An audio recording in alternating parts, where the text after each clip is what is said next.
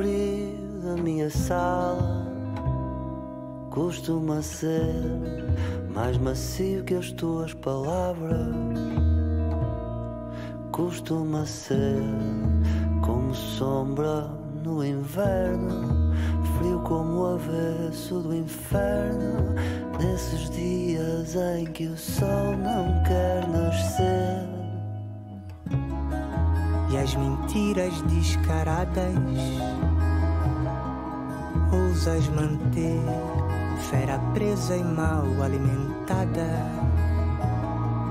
Ousas manter essa máscara fingida que tu usas como rosto, vai se desmanchando dia a dia, pouco a pouco. E eu não quero mais.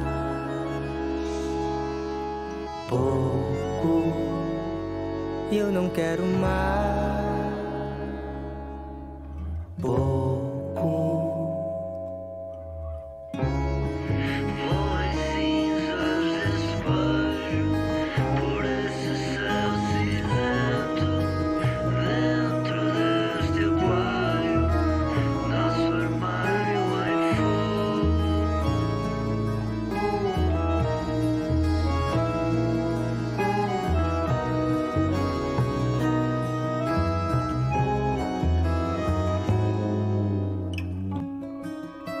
Mentiras descaradas ousas manter, fera presa e mal alimentada.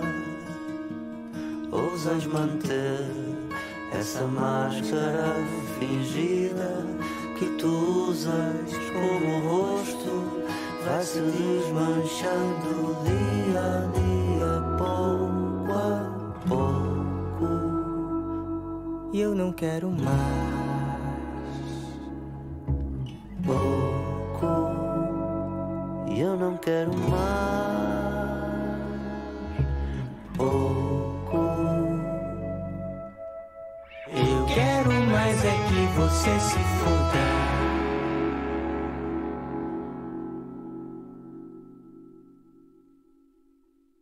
Eu quero ouvir o som do Brasil. 11 horas.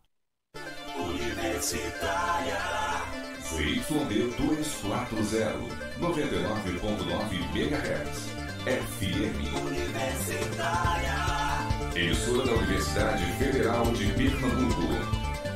Universitária.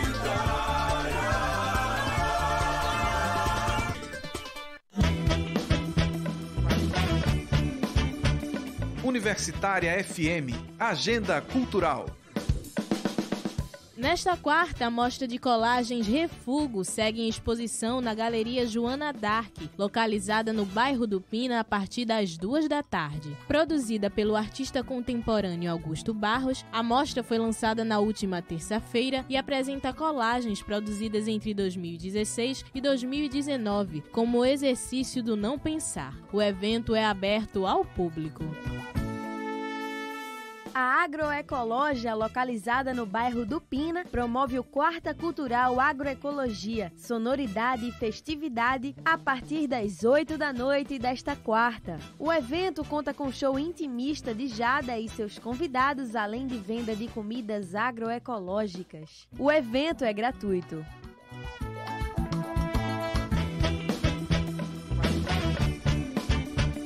Universitária FM, Agenda Cultural. Universitária.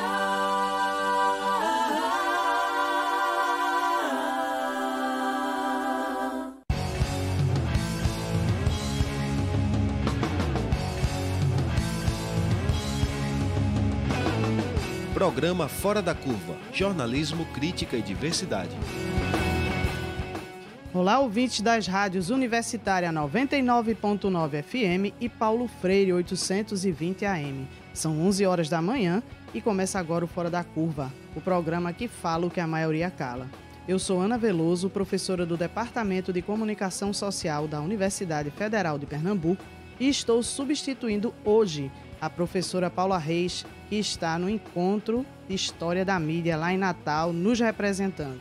Você também pode acompanhar ao vivo o nosso programa pelo facebook.com/programa Fora da Curva, pela página da Marco Zero Conteúdo, pelo facebook.com Universitária 99.9 e também pelos nossos principais destaques no Instagram, @programa Fora da Curva, e no Twitter, @prog Fora da Curva.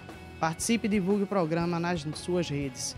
A Organização Mundial de Saúde, OMS, define a mortalidade materna como morte de uma mulher durante a gestação ou dentro de um período de 42 dias após o término da gravidez, independente da duração ou da sua localização, por conta de qualquer causa relacionada com ou agravada pela gravidez ou por medidas em relação a ela. Mas também não considera causas acidentais ou incidentais. Em 2016, 1.829 mulheres morreram por causas relacionadas ou agravadas pela gravidez, parto ou puerpério, que é esse período pós-parto de 42 dias. Essas mortes aconteceram no Brasil. Isso equivale a 5 mortes por dia no Brasil de mulheres que estiveram em processo de gestação. No mundo todo, 830 mulheres morreram por dia por essas causas. E os dados são da Organização Mundial de Saúde, a OMS. O Comitê de Prevenção e Estudos da Mortalidade Materna do município de Recife revela que a mortalidade de mulheres grávidas e mulheres que passaram pelo período da gestação, que são mulheres negras, representa 95% do total de mortes maternas. Esse dado é de 2018. Por isso, Fora da Curva quer saber por que tantas mulheres negras ainda morrem no parto. No estúdio da Rádio Universitária, a assistente social, ativista da causa negra e ex-secretária de Políticas de Ações Afirmativas no governo Dilma Rousseff, coordenadora do Serviço Integrado de Saúde da UFPE, Ângela Nascimento. Bem-vinda, Ângela. Nós também recebemos a bióloga especialista em saúde coletiva, coordenadora da Política de Saúde da População Negra do Recife, integrante do Comitê de Mortalidade Materna do Recife e da Rede de Mulheres Negras de Pernambuco, Rose Santos. Muito bem-vinda, Rose. Obrigada, professora Ana. Bom dia a todos e todas. A pergunta vai para as duas. Quais são as causas mais frequentes da mortalidade materna, Ângela? Bem, as 4 causas mais frequentes da mortalidade materna estão ligadas, primeiro, à hipertensão arterial, à hemorragia, infecções e ao abortamento. Dentre essas causas, a principal, a que agrega um maior percentual de mortes maternas, de fato, é a hipertensão arterial. E é isso que a gente vai querer tratar durante o programa, pelo fato da hipertensão arterial ser algo controlado, né? E o que significa que a maioria das mortes é evitável. Por que, Rose Santos, as mulheres ainda morrem, né? Sobretudo as mulheres negras? Elas morrem tanto por conta desse período de gestação e após o parto?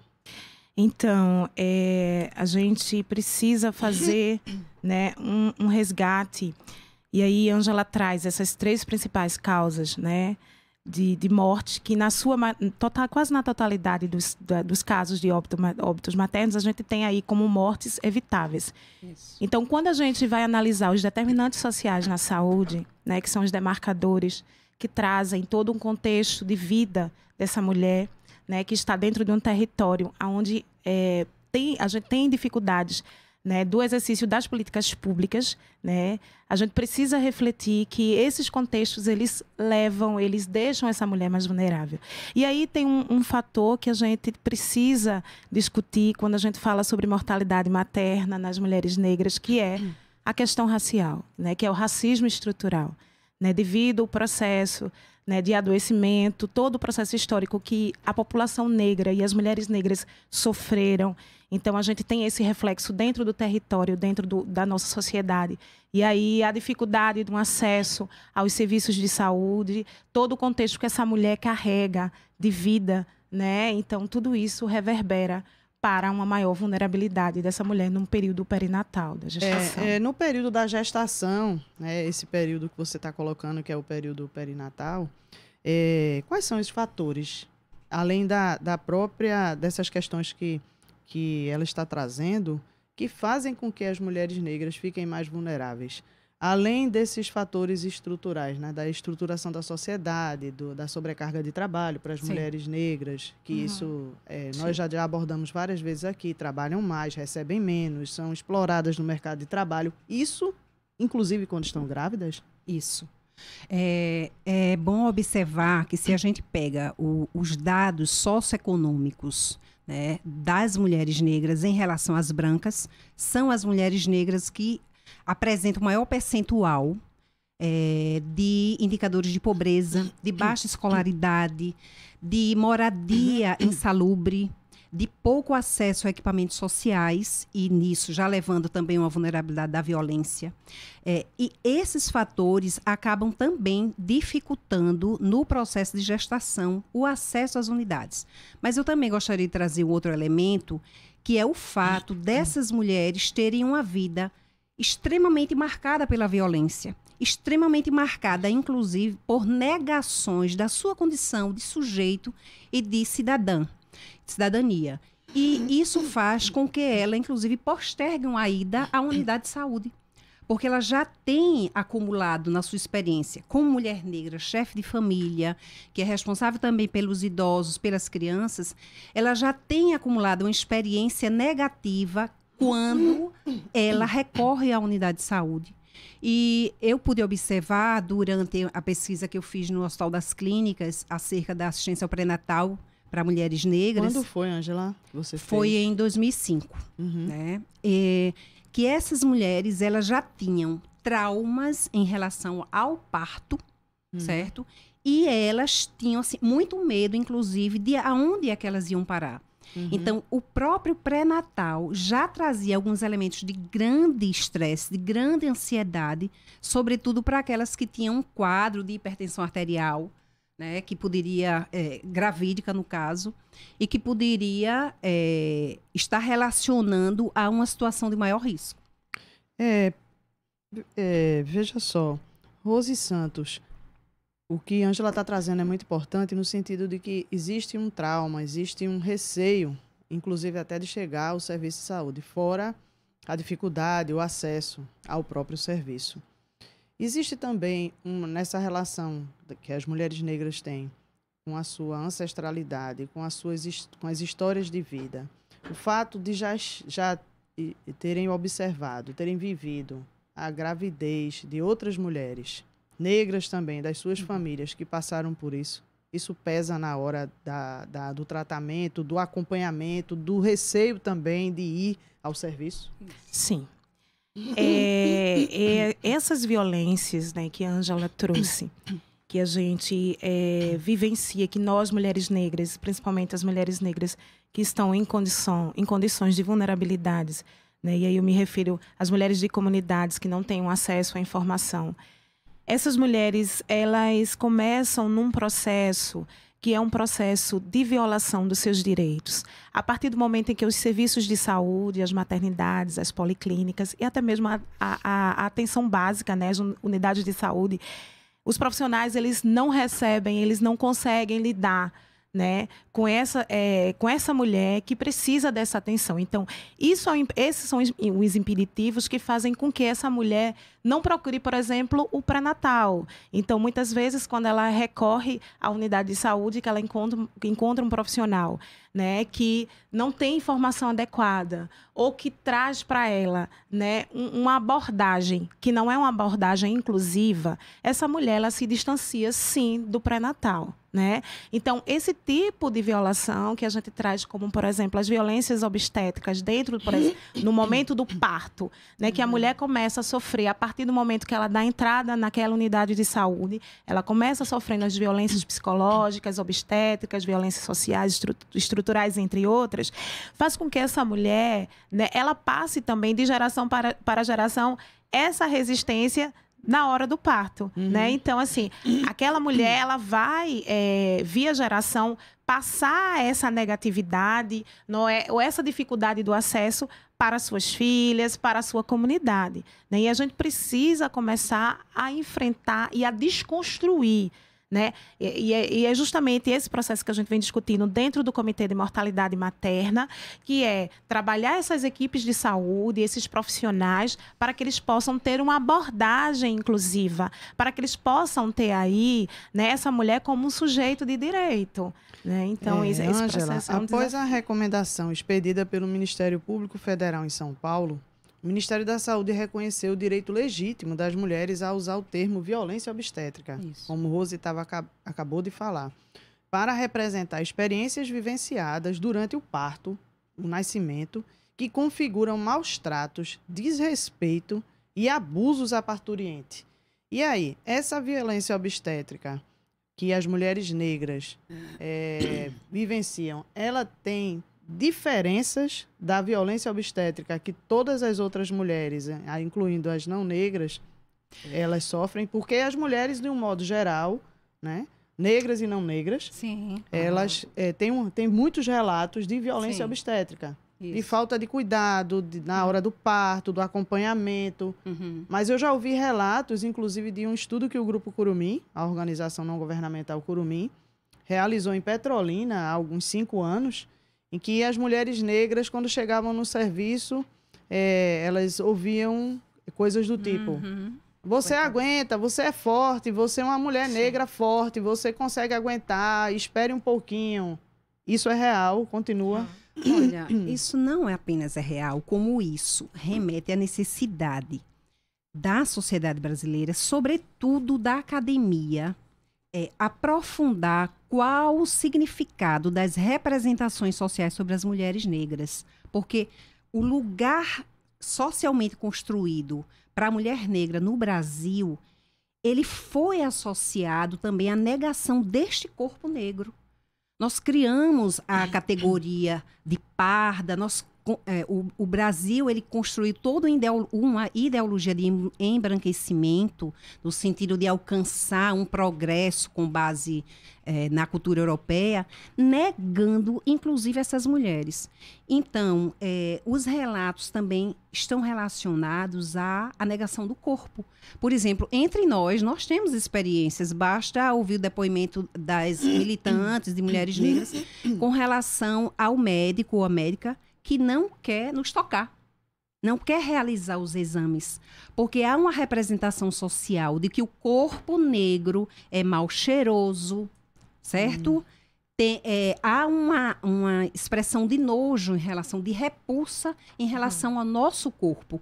E esse elemento, ele nos destitui do direito à própria expressão da nossa humanidade.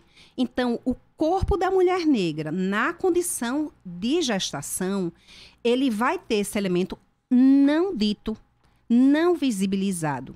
E o que eu pude observar também é que a importância do quesito raça-cor no preenchimento dos dados dessa mulher no acompanhamento ao pré-natal, sabendo-se que são as mulheres negras que têm mais casos na família de hipertensão arterial, de casos de pré-eclâmpsia, esse preenchimento do quesito raça-cor, ele não é valorizado.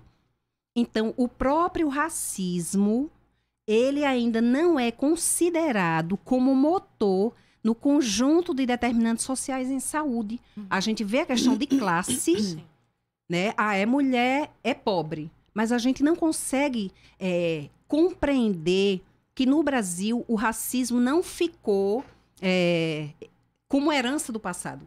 Ele se reorganiza sob a lógica do capital. Rose, Ângela traz uma questão muito forte aí dessa dificuldade dos próprios profissionais de saúde e as profissionais, né? Como você analisa isso? Então, Ângela falando, eu estava aqui fazendo várias reflexões, né? E aí me lembrei da pesquisa da professora Maria do Carmo Leal, né? Nascer no Brasil, que fala justamente desse processo de violação, de violência que a mulher ela sofre, né? Naturalizando a dor, né? No corpo negro.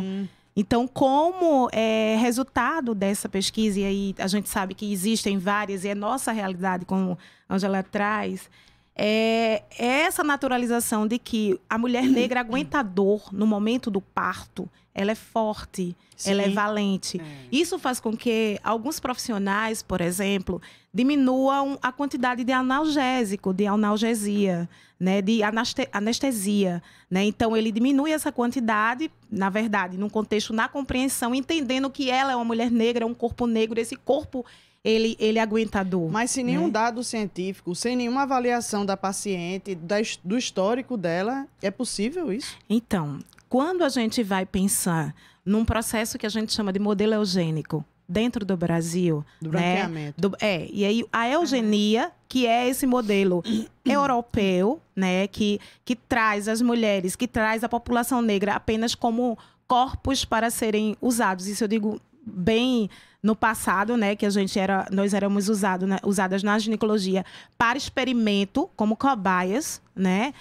Então, quando eu penso nesse processo desses modelos eugênicos, está dentro do contexto, né, do estudo, no contexto científico, de que nós temos, né, esse processo muito bem evidenciado, por exemplo, dentro dos cursos de graduação, né, quando a gente vai perceber e analisar algumas disciplinas que traz a saúde da mulher, é a saúde da mulher branca que é evidenciada. É a mulher, o corpo branco, a mulher negra, ela vem apenas como um complemento, mas trazendo justamente essa objetificação desse corpo.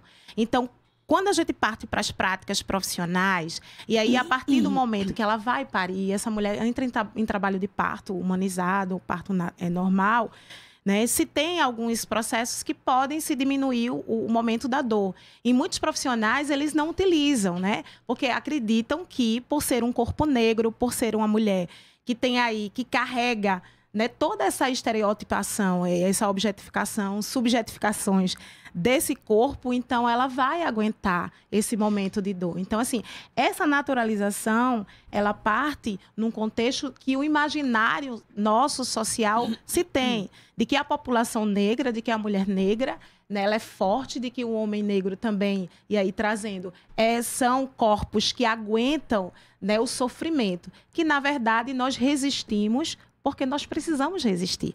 Mas nós sentimos dor, sim. E não existe nenhuma pesquisa que venha comprovar que nós temos essa resistência.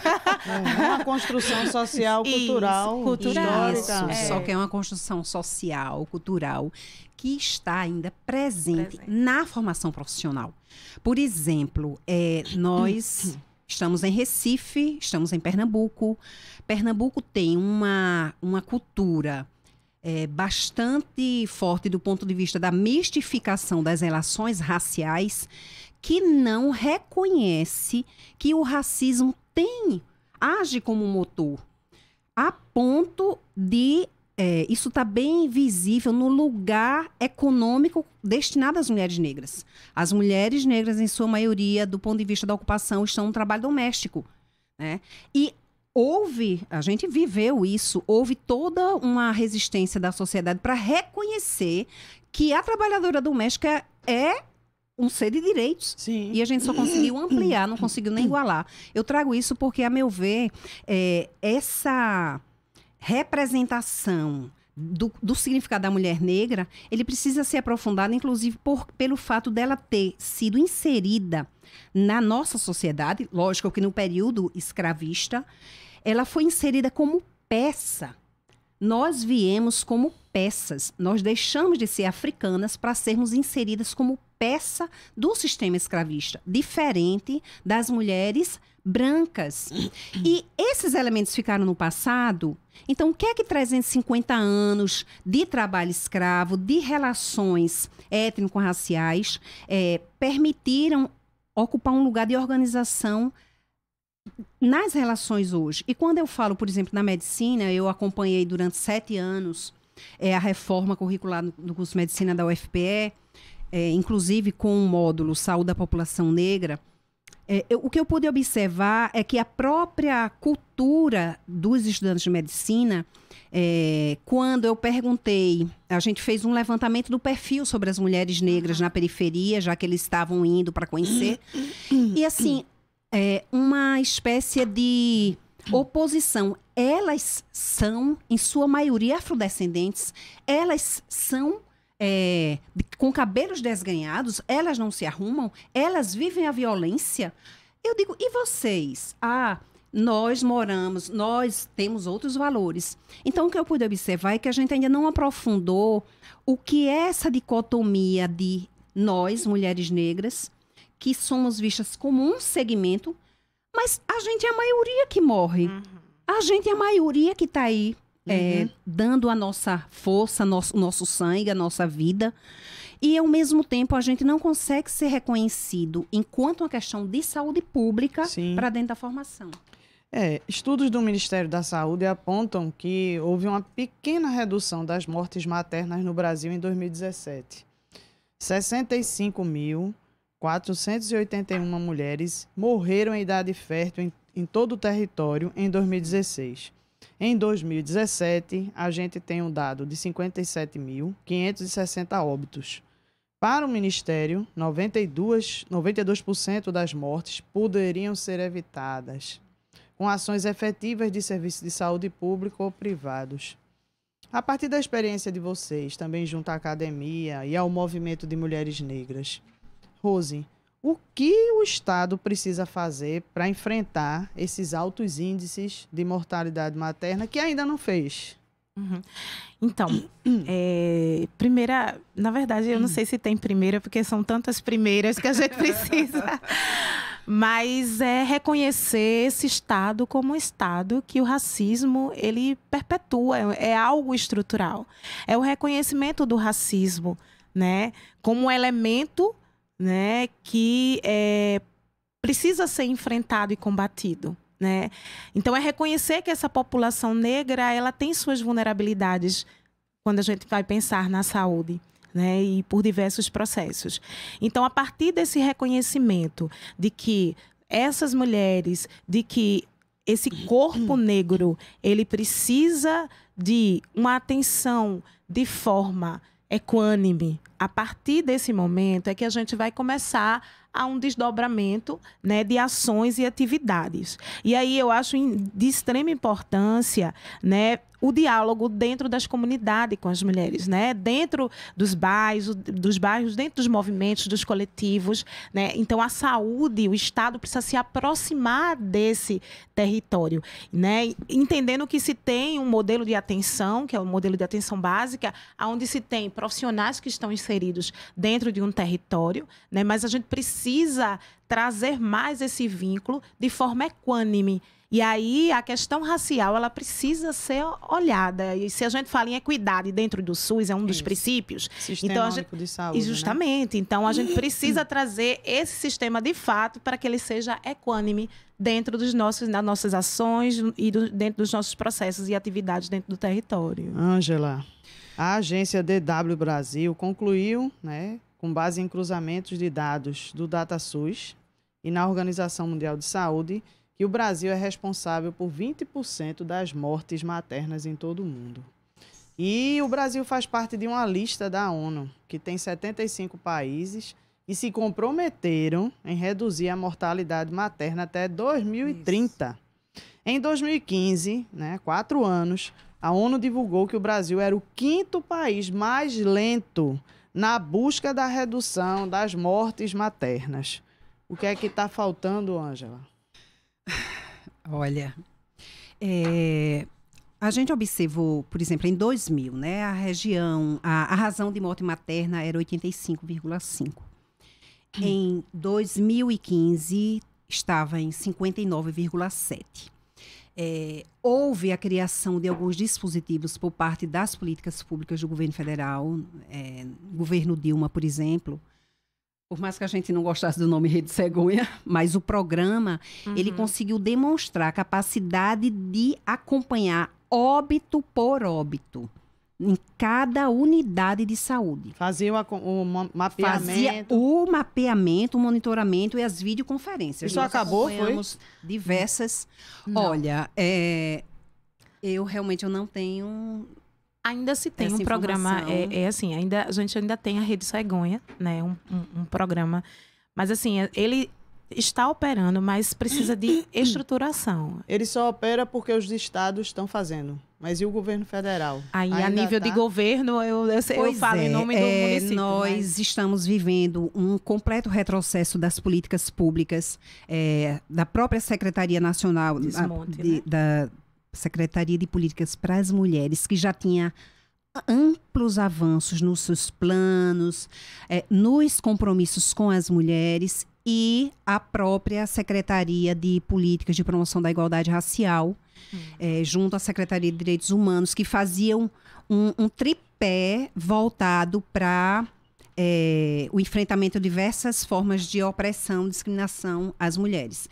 E o que observamos na época é que, se o programa estava trazendo esses dados por unidade, eles apresentavam, por sua vez, um problema no fluxo que as mulheres tinham que realizar para serem atendidas.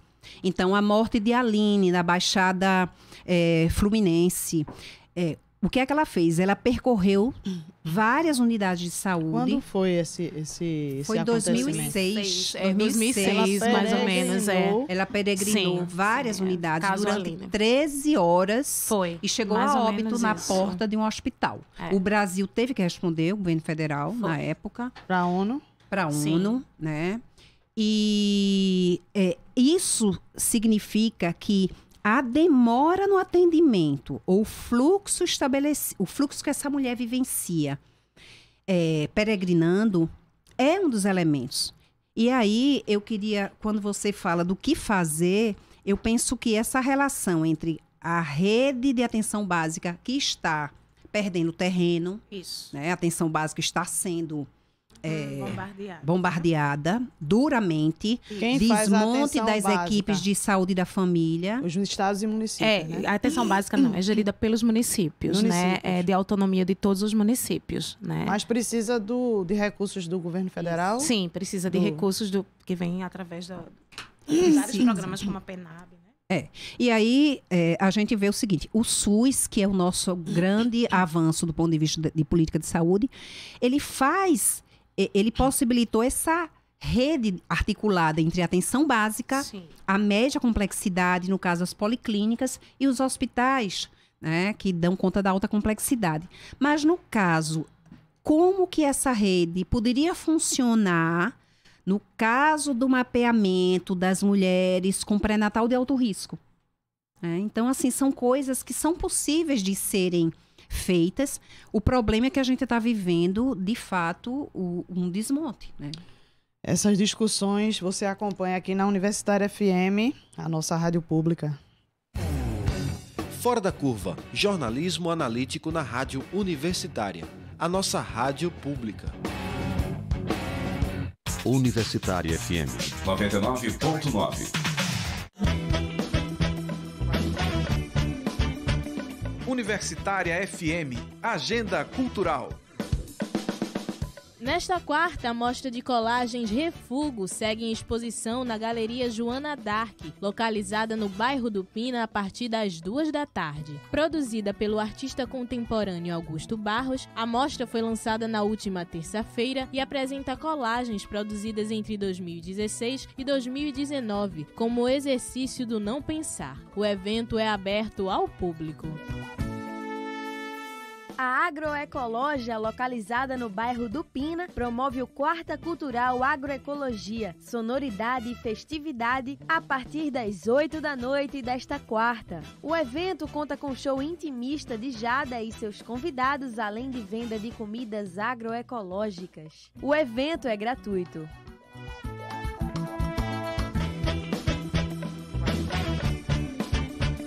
Universitária FM, Agenda Cultural.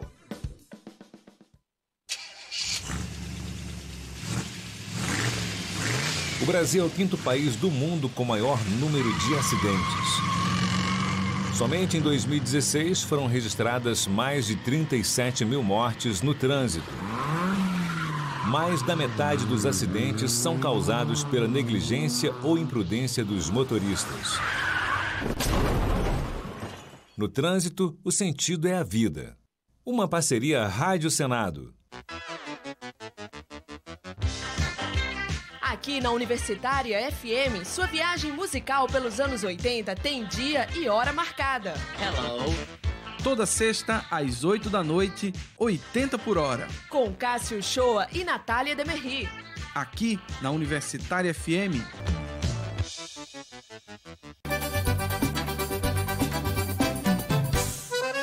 Os sucessos do Forró Shot e Baião você acompanha aqui na 99.9. Especial de São João. Da meia-noite do sábado às 5 da manhã da terça-feira. Universitária FM em 2019. 40 anos.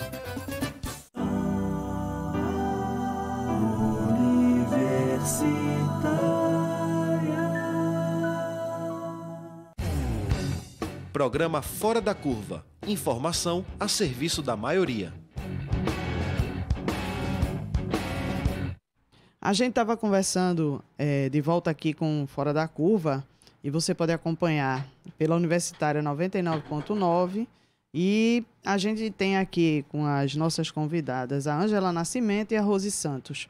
A gente estava conversando agora no intervalo sobre esse conceito de mortalidade materna. A gente já trouxe, mas sempre é bom para que os ouvintes e as ouvintes possam compreender. Rose, o que é efetivamente, o que é que a gente pode dizer que efetivamente é uma morte materna? Então, morte materna é o óbito, né, que acontece durante a gestação, né, ou dentro de um período de até 1 ano após o término dessa gestação, independente da duração e da localização dessa gravidez. Então, por exemplo, se a mulher sofreu abortamento, né, então lá a gente considera como morte materna também. Né? Eu acho que também é importante a gente trazer que esse processo ele pode ser precoce, a morte materna ela pode ser precoce. E aí é considerado como morte, e aí como processo precoce, até um período inferior a 42 dias do término da gravidez. E é considerada tardia, né? De 42 dias até 1 ano após o término da gravidez, da gestação. E aí, abrindo só um parâmetro que eu acho que é importante que a gente, né, leve e amplie o nosso conhecimento, existem 2 conceitos básicos sobre morte materna obstétrica, né? A direta e a indireta, né? A direta, ela ocorre por complicações obstétricas na gravidez, parto e puerpério, intervenções, omissões, tratamentos incorretos, né, dentre outras, até como a Ângela citou, as hemorragias, os deslocamentos de placenta de forma prematura, né? A morte materna obstétrica de forma indireta, ela resulta de doenças prévias, os que se desenvolvem durante o processo da gravidez, né? E aí a gente tem alguns exemplos, como principalmente como a valvulopatia, né, reumática mitral, né, que é um fator que a gente tem observado que tem crescido. É uma doença no coração. Reumática é uma doença de ordem reumatológica, né, que envolve os processos reumatológicos, né? E a insuficiência cardíaca, que inclusive dentro desse universo, analisando o perfil dos óbitos maternos de 2018, a gente tem uma mulher que teve, né, como causa essa questão da insuficiência cardíaca, que aí eu queria só entrar num outro ponto que eu conversava com a Ângela sobre essa questão da cardiopatia, que, assim, cardiopatia e outras doenças crônicas que algumas mulheres elas têm. Então, no momento do óbito, e quando a gente pega o relatório, e aí pega a discussão, porque tem o atestado de óbito e depois tem a discussão da equipe, né? Que é o relatório pós a discussão. E muitas vezes o que a gente tem percebido é que das entrelinhas se tem aí uma culpabilização da mulher. Porque ela não se tratou? Justamente. Ou porque ela tinha uma cardiopatia, né? Uma doença crônica, e de repente ela não poderia engravidar, e ela engravidou. Então, assim, vem nas entrelinhas, e esse trabalho que o Comitê de Mortalidade Materna do Recife vem desenvolvendo, para que a gente possa trabalhar esse relatório, para que não deixe no final de tudo, na conclusão, que a culpa foi da mulher. E às essa vezes mulher, ela não nem sabe, né? Não, e ela é a vítima do processo, né? E nem sabe, às vezes, justamente, né, não foi problema. Justo, e às vezes ela não sabe, ela vem descobrir no momento, a família descobre no momento do óbito. Então, é uma questão que a gente precisa ficar atento. Ô, Ângela, outro fator da morte materna brasileira, com dados do DataSUS, que é o levantamento de dados oficiais no país, nem sempre confiável, né? Infelizmente, a gente tem uns casos de subnotificação, que é a realidade, ela se apresenta de um jeito e na hora que vai ser notificado algum caso de saúde, nem sempre reflete a quantidade e a intensidade do problema. Então, há também a falta de compreensão dos profissionais que fazem essa coleta de dados e a atenção ao tema, e inclusive esse preenchimento da própria declaração de óbito. Em que isso tem afetado os estudos para propor soluções para o enfrentamento dessa alta quantidade de mulheres que ainda morrem aqui no Brasil. Bom, primeiro, novamente, no momento em que ampliarmos a compreensão dos determinantes sociais em saúde, com reconhecermos os fatores culturais que fazem com que as mulheres negras, por serem mulheres negras e pobres, essa articulação entre os três, né, que eles geram de forma articulada uma particularidade na saúde das mulheres negras, e isso deveria ser levado em conta para o preenchimento devido do quesito cor. A gente teve, a partir de pressão do movimento negro, do movimento de mulheres negras, de especialistas também nos anos 80 e 90, culminando na inserção do quesito raça-cor para os dados de saúde apenas em 1996. Mas é isso que tem permitido, ao longo da história, que a gente hoje evidencie esses dados de 94,1% de óbitos das mulheres negras aqui em Recife. E só que a gente ainda encontra resistência na valorização desse quesito como um instrumento epidemiológico, né? A gente tem avançado, mas é preciso ter mais formação, é preciso que os processos de educação permanente junto aos profissionais de saúde, das diversas áreas de saúde, também reconheçam essa importância e que possa, inclusive, na hora da notificação do óbito, atentar para isso. Isso tem um...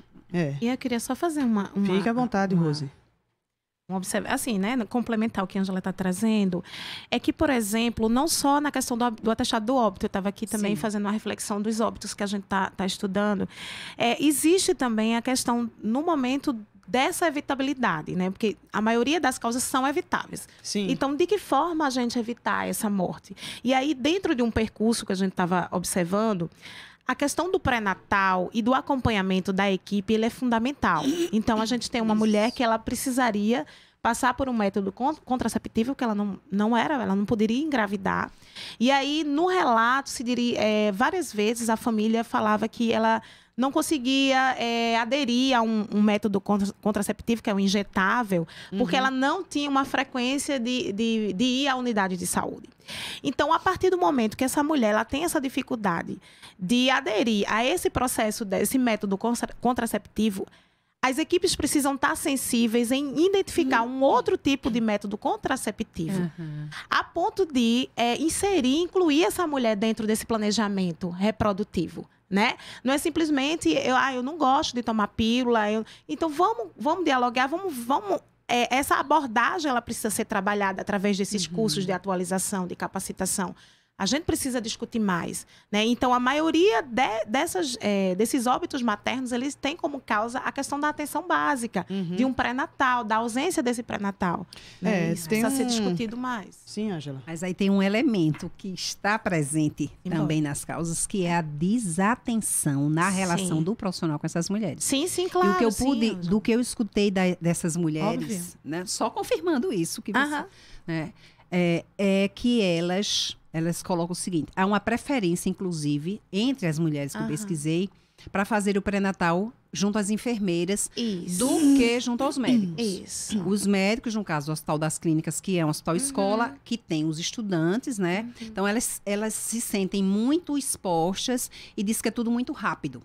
Né? Então, assim, elas teriam tempo, uma delas até colocou, olha, no entendimento dela, o fato dela estar grávida significava, no entendimento dela, que a menstruação estava presa em algum lugar no cérebro e que isso estava dando dores de cabeça e que ela precisava conversar com o médico, mas ela não tinha tempo, era tudo muito rápido. Então, as outras apontavam que era melhor irem para a fila do pré-natal com as enfermeiras, porque as enfermeiras escutavam mais as mulheres. Processo de humanização, grave. Né? Isso. Muito da empatia, né? Da empatia. A gente vai entrar agora num tema extremamente sensível, que é também um dos fatores da mortalidade materna, que é a situação do aborto. E aí, a Pesquisa Nacional de Aborto, que é realizada em 2016 pela pesquisadora Débora Diniz, com outros colaboradores e colaboradoras, mostrou que 1/5 das mulheres, ao final de sua vida reprodutiva, já havia realizado um aborto. E o aborto está entre as principais causas, né, da mortalidade dessas mulheres e das mulheres no Brasil. As complicações decorrentes do aborto. Muitas vezes realizado em situações de extremo desespero. E, Rose, como é que essa questão está impactando na mortalidade das mulheres negras aqui no país? Então, a gente vai entrando em outro assunto, né? Que no caso é o aborto, o abortamento, né? Quando a gente pensa nesse processo e traz as mulheres negras, nós pensamos numa mulher que, em muitos casos, ela recorre ao aborto de forma clandestina, né? Então, ela muitas vezes se arrisca e coloca até sua vida, né, em risco, e muitas delas não conseguem sobreviver e vão a óbito. Então, esse é um processo que a gente também vai precisar discutir muito dentro de um contexto de saúde. Porque o tema aborto, ainda a gente tem, de acordo com a nossa legislação, a gente não tem um aborto legalizado no Brasil, né? A gente tem um processo da descriminalização, né, para que a gente possa entender que essa mulher ela precisa receber um tratamento adequado. Nós temos ainda muita resistência por parte dos serviços de saúde por conta dessa cultura, né, que é a cultura que criminaliza, né, que demoniza a mulher. No momento, nessa questão do aborto, porque ela perpassa diversos processos, né, culturais, religiosos, enfim. E que quando chega nesses ambientes de saúde, ela começa sofrendo vários processos de violências, né? E aí eu acredito que a gente vai precisar discutir mais. Eu estive aqui, inclusive, o ano passado, num programa falando sobre aborto, e foi muito interessante o debate, em que a gente, na verdade, trouxemos vários dados, né, das mulheres negras nesse contexto. E aí a opção, né, a decisão pelo seu corpo, a decisão em abortar. E uma coisa que eu deixo sempre evidenciada é que a gente não é a favor da morte, né? Porque as pessoas, quando a gente vai falar sobre o aborto, o processo é porque até transparece e se tem esse entendimento de que nós somos a favor da morte. Então, não é esse o processo. O processo ele precisa ser dialogado de outra forma, de outro lugar. Porque é uma questão de saúde pública, isso, né, Ângela? É uma questão de saúde pública. A criminalização do aborto, ele só traz uma enorme barreira diante de uma realidade que leva a 500 mil mulheres por ano à morte. Isso. Né? No Brasil? No Brasil, 500 mil mulheres por ano morrem devido ao aborto nas condições em que ele é realizado. E isso as mulheres negras têm aí, em sua maioria, né? O que isso nos traz também é sobre no meu entendimento, a hipocrisia com a qual a sociedade brasileira reveste esse assunto. Porque ao mesmo tempo que ela criminaliza, que ela é contra o aborto, e aí não reconhece que nenhuma mulher quer o aborto como uma opção, né? Não é algo que se queira, agora eu vou optar como método, né? Mas a hipocrisia no momento em que não se avalia, não se assume o Estado e a sociedade, sobretudo o Estado, com políticas públicas, não assume o seu papel no sentido de garantir a saúde reprodutiva como política. E aí acaba gerando todo o imaginário de culpabilização, de criminalização dessas mulheres. Eu só queria colocar assim, a hipocrisia, sobretudo, quando se criminaliza as mulheres pelo aborto e, ao mesmo tempo, hoje nós vivemos a apologia das armas contra os filhos dessas mulheres negras. Porque quem mais morre hoje de morte por assassinatos, né, são os jovens negros. O mapa da violência no Brasil aponta exatamente isso. Pois é, aí assim, tem coisas, estão relacionadas, né? O que é essa grande exposição das mulheres negras à morte materna? O que é a grande exposição e até extermínio da juventude negra? O que é que isso significa do ponto de vista da representação da família negra no Brasil, gente? Rose, a gente tem aqui uma informação de que o Comitê Municipal de Prevenção e Estudos da Mortalidade Materna do Recife tem e elaborou uma série de recomendações para que a gestação, o parto e o pós-parto possam ser vivenciados de forma respeitosa e com a valorização dos direitos humanos das mulheres.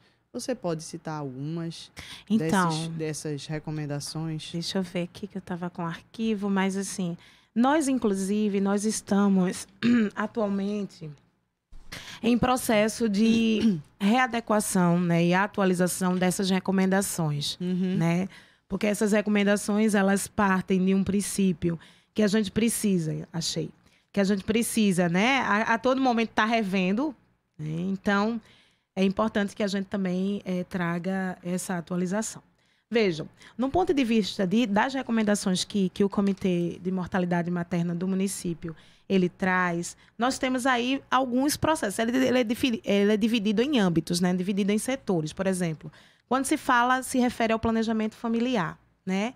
E aí se tem como a garantia da restituição da equipe das unidades de saúde da família, né, que aí são as unidades de família, o postinho, né, como a gente no passado trazia, né, o acesso na atenção secundária. Então, essa atenção que a gente traz como secundária são as especialidades dentro da saúde, né, o planejamento familiar, que aí é essa questão da oferta do contraceptivo. Nós temos, por exemplo, o DIU, sendo distribuído, na verdade, sendo colocado dentro das unidades de saúde. Então, o DIU é um método contraceptivo simples, que a mulher ela não precisa ter gestado para usar o DIU, né? Porque a gente tem essa cultura e esse mito de que, para se ter o DIU, precisa ter uma gestação, e a mulher não precisa ter gestado, ter tido gestação. E aí, né, além do DIU, a gente tem a vasectomia, né, a laqueatura, isso por opção como recomendação. Dentro do âmbito do pré-natal, né, que é a assistência dessa unidade de saúde. E aí a garantia do equipamento, dos insumos, dos recursos humanos, por exemplo. O programa, né, de agentes comunitários de saúde, ele é fundamental nesse processo, né, das recomendações.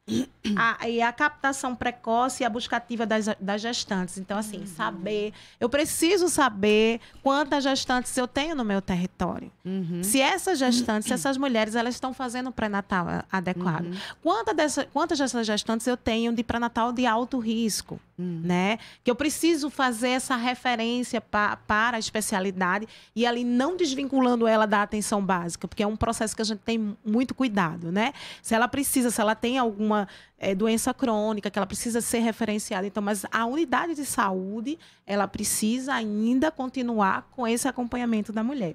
E, assim, tem várias recomendações, eu estou citando as principais, né? Agilizar os fluxos dos exames, é uma recomendação que a gente traz, né? O resultado desses exames, principalmente para HIV, né? A gente tem como recomendação estimular o parto normal, né?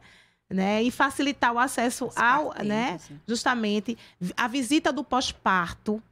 Isso é um processo que a gente traz aí como recomendação, fazer essa continuidade. E uma outra coisa que acho que a Ângela vai trazer depois, que é o registro no prontuário e reforçar o preenchimento do quesito cor. Sim.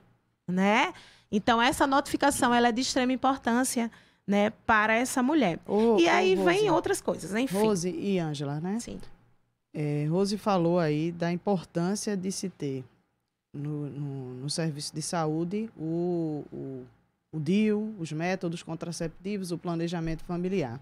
A gente fez aqui alguns programas em que recebemos diversas fontes do campo da saúde pública, do Estado, do município, de organizações da sociedade, de conselho, Sim. que estão denunciando a falta de medicamento, né? A dificuldade que o Estado tem enfrentado com relação a isso, porque esses medicamentos, em grande escala, eles são comprados pelo Ministério da Saúde. Isso. Medicamentos, insumos, etc.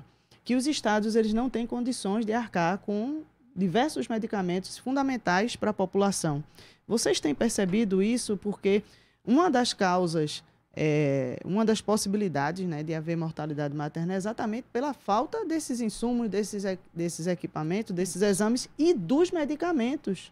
Como você tem percebido isso no seu dia a dia do seu trabalho com acompanhamento das mulheres, Ângela? Olha, eu integro a coordenação do Serviço Integrado de Saúde, da UFPE, que é uma parceria junto à Prefeitura do Recife.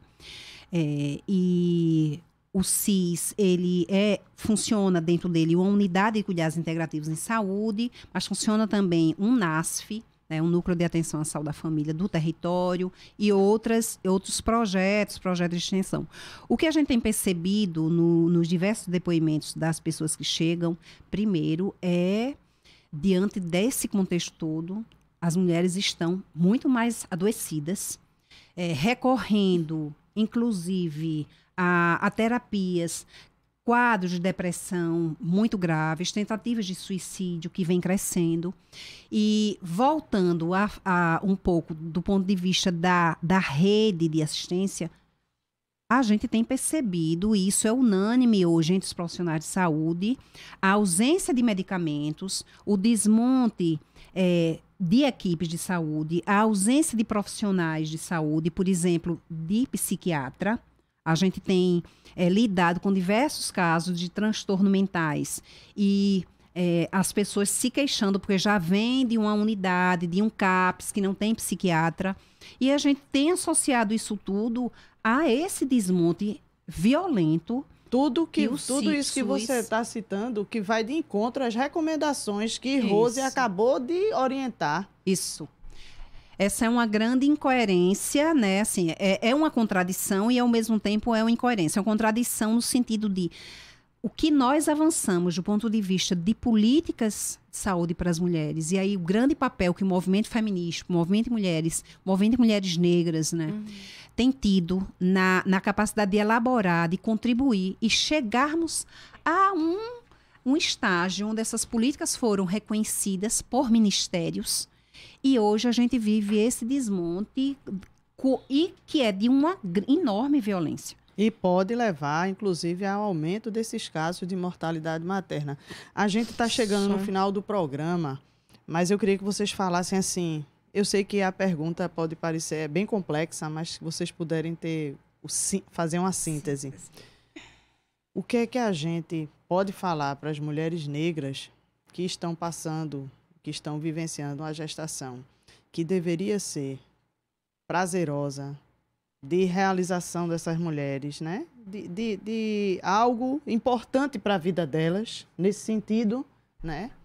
De ter esse atendimento, de ter esse acolhimento, essa possibilidade de ter de vivenciar sua gestação de forma não violenta e que enfrentam hoje essas dificuldades todas. Rose? Então, vamos lá, né? Vamos lá, estamos aqui para o desafio, é isso mesmo. Veja, então, o que é que eu penso, o que é que pensamos, na verdade, porque eu respondo também em nome de um coletivo de mulheres negras, para essa mulher que agora, nesse momento, né, está nos escutando, ou se alguém conhece alguma mulher negra, né, nesse contexto. A primeira coisa é buscar uma unidade de saúde, se ela não está vinculada, né, à unidade de saúde, para realizar o seu pré-natal. certo? Então, após essa vinculação para a realização desse pré-natal, essa mulher ela precisa, né, ir todas as consultas e percebendo alguma irregularidade, alguma ausência, ela recorrer aos canais de ouvidoria, né? Então, se ela sentir necessidade de fazer denúncias, né, e até a própria, por exemplo, as secretarias de saúde, elas têm canais de ouvidoria, né? E aí fazer essa denúncia, Ministério Público também, acionar o Ministério Público, acionar os grupos, por exemplo, como o Curumim, né? É uma ONG, uma ONG organização não governamental que tem um trabalho, né, acerca dessa questão, né? Então, assim, eu digo para que ela não fique só, na verdade, ela não está só, né? É importante que ela acione essa rede, que é uma rede que está, né, para trazer uma melhoria desse atendimento e da qualidade de vida para essa mulher. Então, é não calar.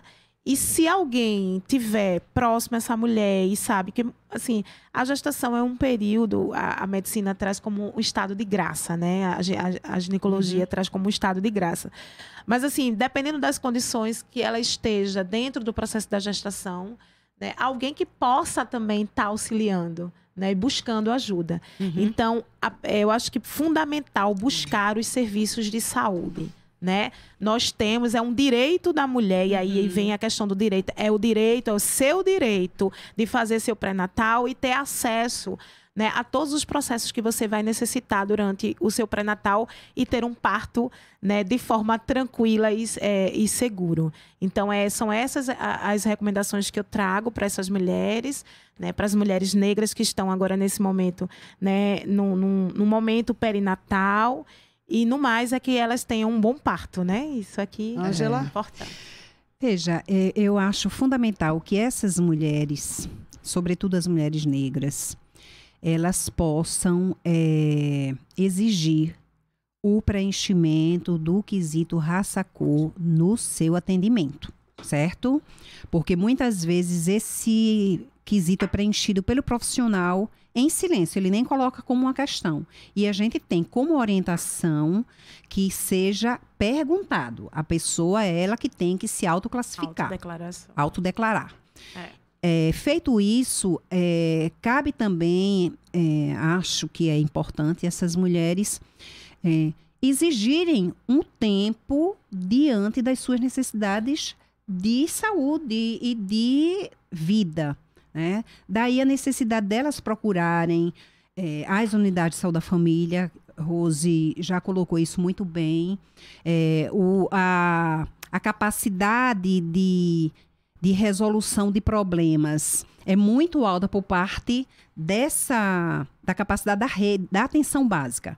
A gente está vivendo problemas, mas ao mesmo tempo na medida que a gente pressiona, que nós vamos assegurar esse direito. E as mulheres têm que buscar seus direitos. As mulheres têm que buscar seus direitos. Então, acho que é isso. A gente agradece muito a presença de Ângela e a presença de Rose. A gente tem aqui comentários de ouvintes, da ouvinte Andressa, que reconhece que, como mulher branca, já passa pela violência no atendimento, dentro, inclusive, do plano de saúde. Imagine a mulher negra. Um segundo comentário que diz que muitas mulheres pagam agente de saúde por fora, dentro do sistema público. E aí diz que isso é bizarro. E tem um comentário também que diz que, na visão de muitos profissionais, o parto é visto como punição para a mulher. Infelizmente, a gente já estourando o tempo aqui. Obrigada a vocês pela audiência nas nossas redes, pelas rádios Universitária 99.9 e 820, Rádio Paulo Freire. O programa vai ficando por aqui. E o Fora da Curva foi apresentado por mim, Ana Veloso, professora do Departamento de Comunicação Social da UFPE, com produção de Ana Veloso e Manina Aguiar. Nas redes sociais nós temos nossos estudantes aqui, que são a nossa força, que é o Guilherme, a Carol e o Victor. Nos trabalhos técnicos, Chico Rocha. Obrigada pela companhia. O programa Fora da Curva, a gente fala o que a maioria cala. Boa tarde. O programa Fora da Curva é uma realização do Departamento de Comunicação Social, com o apoio do Departamento de Sociologia e do Núcleo de Rádio e TV Universitárias. Parceria com o Marco Zero Conteúdo, Centro das Mulheres do Cabo, SOS Corpo, Centro Sabiá, Terral Coletivo de Comunicação, Centro de Cultura Luiz Freire. Esse programa fica disponível em nossa página do Facebook e no canal do YouTube. Acompanhe as nossas redes sociais, porque nós também divulgamos por lá muita informação que você não vê por aí. A música tema deste programa foi composta pela banda Diablo Motor. Programa Fora da Curva. A gente fala o que a maioria cala.